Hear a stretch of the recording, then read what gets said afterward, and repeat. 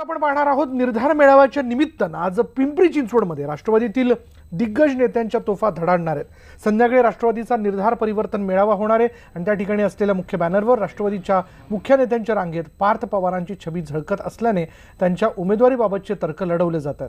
या संदर्भात आढावा घेतला आमचे प्रतिनिधी गोविंद वाकडे यांनी। पिंपरी चिंचवडमध्ये आज राष्ट्रवादीचा निर्धार मेळावा आहे। निर्धार हा परिवर्तनाचा आहे।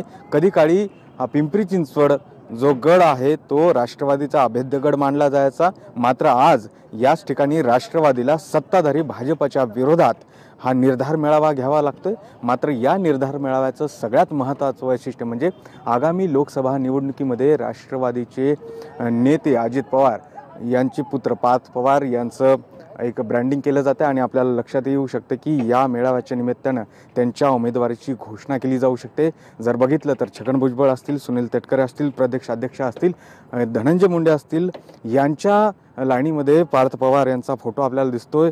हे सूचक आहे आणि आपल्याला लक्षात येऊ शकते की या निमित्तानं पार्थ पवारच्या उमेदवारीची घोषणा केली जाण्याची शक्यता आहे। मात्र एकंदरच या संदर्भात स्थानिक नेत्यांना काय वाटतं आपल्या सोबत आहेत प्रशांत शितोळे, त्यांच्याकडनं जाणून घ्या। पार्थ पवार हे आमच्या आदरणीय नेते अजितदादा पवार यांचे पुत्र आहेत आणि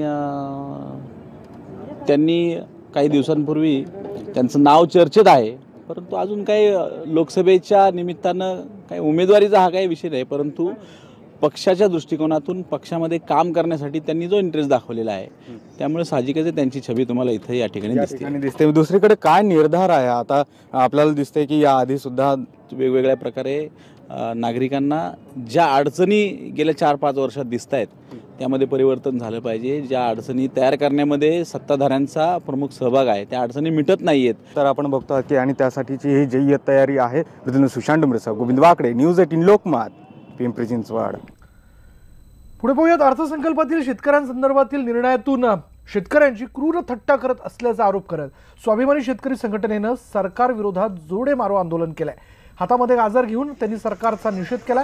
भीक नको, हक्काचा दाम द्या अशा घोषणा देत स्वाभिमानी संघटनेनं अर्थसंकल्पाचा निषेध केला। तर दुसरीकडे पंढरपूर तहसील कार्यालयासमोर विविध मागण्यांसाठी स्वाभिमानी रिपब्लिकनने आमरण उपोषण सुरू केलंय।